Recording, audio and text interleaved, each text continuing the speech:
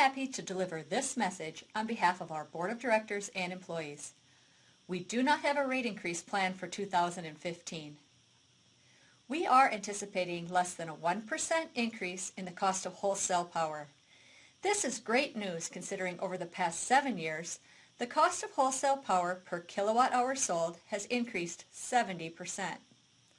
The cost of wholesale power has the single largest impact on energy rates, representing an anticipated 69 cents of every dollar you will pay toward your electric bill in 2015. For the year ending December 31st, 2014, we were granted approval for a revenue deferral of $522,000 by an agency of the United States Department of Agriculture called the Rural Utilities Service. You will hear us refer to this agency as RUS. For the second year in a row, we witnessed higher than historical norms in both electric heat and grain drying sales. Additionally, we spent less during the year than budgeted for operational expenses, which ultimately led to higher than anticipated margins. As a not-for-profit cooperative, our goal is to only bring in enough margin, or profit, to maintain modest financial ratios to meet all our mortgage covenants and assure financial stability both now and in the future. If we generate excess margins due to events that are not within our control, we are able to request a revenue deferral from RUS. Capital credits represent members' allocations of our margin each year based on their patronage. In order to treat all members fairly, even if we defer revenue to a future year, we will still allocate the capital credits in the year in which the revenue was generated. In order to qualify for a revenue deferral, we are required to segregate the cash in a separate account until it is brought back in as revenue in the future. We have access to an account with RUS which earns 5% interest. The most recent rate predictions from Basin, Western Area Power Administration, and East River Electric indicate we will see close to a 21% increase in the cost of wholesale power by 2020. Having $837,000 in deferred revenue from 2013 and 2014 will minimize the impact of wholesale power increases and help us meet our mortgage covenants in the future. We also continue to work legislatively to keep our rates affordable. In 2014, we focused on pushing back against regulatory activity aimed at jeopardizing our baseload coal-generated electricity.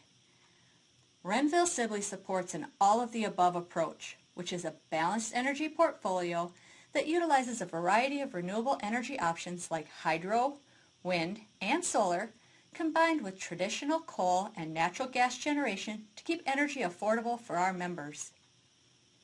Over the past 2 years, a group of Renville-Sibley members spent time learning about our cooperative and several affiliated organizations. They toured East River Electric, Western Area Power Administration's Watertown facility, and Basin Electric's Antelope Valley Generating Facility, Freedom Coal Mine, and Dakota Gasification Plant. The educational process helped prepare them to serve on our newly formed Grassroots Committee. The goal for this committee is to work with cooperative staff and board members to build and maintain relationships with our elected officials, to understand regulatory and legislative issues that impact our members, and to speak to legislators on behalf of electric cooperative consumers. One of the programs we have in place to keep the cost of wholesale power down for our members is a load control program provided by East River Electric. This system is able to turn off water heaters and other equipment during peak power usage times and save our members money. In 2010, the Department of Energy issued a new energy standard that will ban the production of high-capacity water heaters, the 85 and 105 gallon units that many of you have in your homes right now. Legislation has been introduced in the House and the Senate to exempt water heaters that are a part of a load management system from the rules that take effect next month on April 16th. This has been a long, painful process. The House successfully passed a bill in the 113th Congress, but the Senate was unable to pass their bill in time. This year, at the beginning of the 114th Congress, the House and Senate successfully amended and passed the Keystone XL pipeline bill, which included a fix for the water heater issue, only to have the President veto the bill. On Friday, March 27th, the Senate passed a standalone water heater bill. We expect the House to pass their companion bill after the Easter recess. We're pushing Congress to quickly pass legislation that ensures co-ops can continue to use large electric water heaters to keep rates down for our members. I would like to take this opportunity to thank all our employees for working safely and for their dedicated service to our members. Each employee has an important role in meeting our mission to provide safe, efficient, reliable electric energy and services, and support our communities to enhance the quality of rural living. After 36 years, Keith Anderson hung up his hooks in December. On behalf of our board and employees, I would like to extend congratulations and thanks to Keith. Linemen like Keith helped inspire the resolution unanimously passed by the National Rural Electric Association's Board of Directors to set aside a day each April to celebrate the accomplishments of linemen. Renville-Sibley is proud to have 9 linemen to build and maintain the power lines that deliver the electricity we have all come to enjoy.